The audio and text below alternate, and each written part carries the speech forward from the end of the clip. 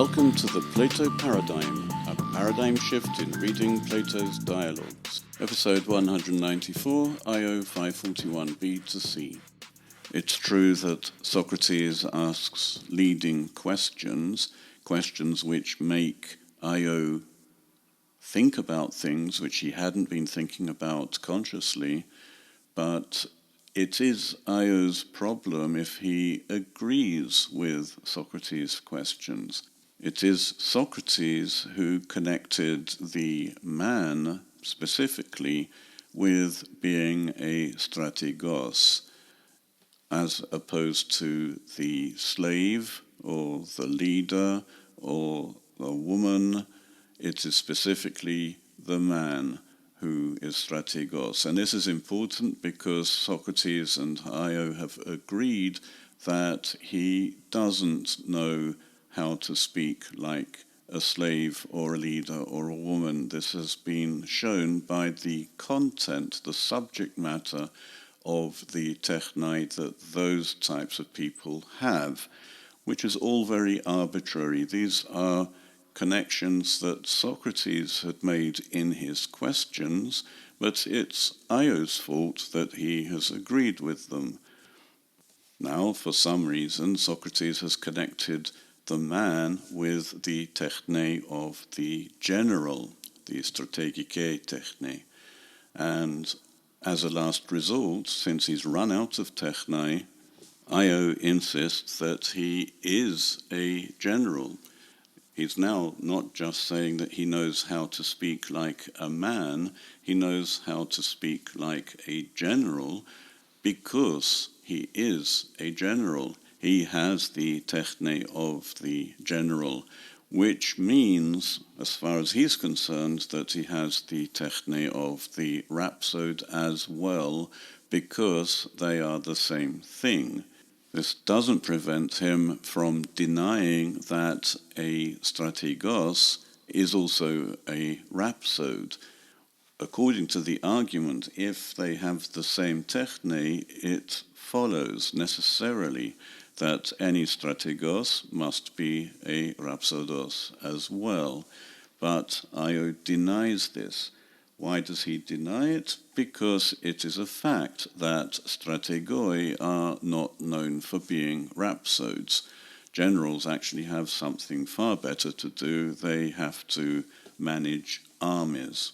Socrates, for some reason, is still determined to prove that rhapsody isn't a techne and that Io doesn't have a techne, and he will now use Io's way of thinking by using actual examples of people to argue his case for him. And Io will have to accept that because this is the way he is thinking at the moment. Such an argument is not to be taken seriously, and we are at the end of the dialogue, and this tends to be the way dialogues finish. Socrates gives up trying to make people realize the error of their ways and simply finishes the discussion with an insignificant flourish. He will end the dialogue having proved that the rhapsodic techne is no techne at all, and then we'll be left with the problem of working out what this dialogue has been about.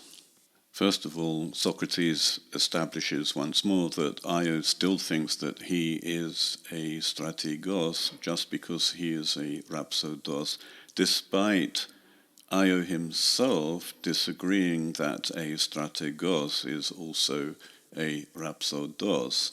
In other words, he accepts that there is one techne for both professions, but it only works one way, which is illogical. Uk un su ton Helenon Aristos rhapsodose, Polugeos Socrates. Aren't you the best rhapsode of the Hellenes, the Greeks? By far, O Socrates. E kai strategos, O ion, ton Helenon Aristos e? You istheos, Socrates, kai tau tage ekton Homeru mathon. A strategos as well, Io? Are you the best of the Hellenes, the Greeks? You know it, Socrates. These things too I've learnt from the things of Homer, in other words, the words of Homer, or the poems of Homer. Basically, he's learnt from Homer. We see that Io still has the notion that he learns content from Homer's poetry, which is why he had thought that he knew everything, basically, until Socrates had begun this annoying argument by which all techne were attributed to other professionals, leaving only, so far as Io is concerned, the profession of general in addition to rhapsode. There's a hint here that Io still thinks he learnt more than just how to be a general from Homer, because he says these things too, or as well, indicating that he has learnt other things, not only how to be a general, but how to be other things from Homer. And one other point. Not only does Io think that he is a strategos because of what he's learnt from Homer, but he is the best strategos of the Greeks. It's true that he's only affirming a question Socrates has asked, but he could have said that he's only a strategos, not necessarily the best one. But it is interesting that he thinks, he agrees at least, that he is the best strategos of the Greeks, because he is the best rhapsode. Socrates has tried logic, and this hasn't worked, so he now just relies on reality. Didepot un proston theono ion amphotora aristos onton Helenon, kai strategos kai rhapsodos, rhapsodes men perion tois Helesi, strateges tu, e rhapsodumen docesoi chruso Stefano menu pole chreie naitoi Helesi, strategude udemia? Why on earth then, by the gods, Io, being the best of the Greeks at both as a general and as a rhapsode, when you're a rhapsode you are superior to the Greeks, but when you are a general, you are not. Do you think there is a great need to the Greeks of a rhapsode having been crowned with a golden crown, but there is no need to the Greeks of a general? This question hypothetically assumes that Io really is the best rhapsode and general, and is asking why Io is only a rhapsode. Does he think, although he is the best general, that the Greeks have no need of a general? Hemen gar hemetero Socrates polis archetai hupomon, kai strategetai kai udendetai strategu. Hede humetera kai he lacedaimonion ucan meheloito strategon. Autoigar oieste, hikanoienai. For our city, Socrates, is governed by you, Athenians, and generaled, and there is no need of a strategos, a general. But your city and the city of the Lacedaemonians, Sparta, would not choose me as a strategos, for you think that you are sufficient, capable. So Io is claiming that he is the best general, but the Athenians who control his city don't need him. They have their own generals. This would imply that Io thinks that merely having the episteme strategicae, the understanding of being a general, is enough to warrant him being called a general. And not only that, but the best general. He doesn't seem to think that you need to have the whole techne, which is the application of the understanding of being a general. A good general is normally judged by his ability to lead an army, which is something Io has never done.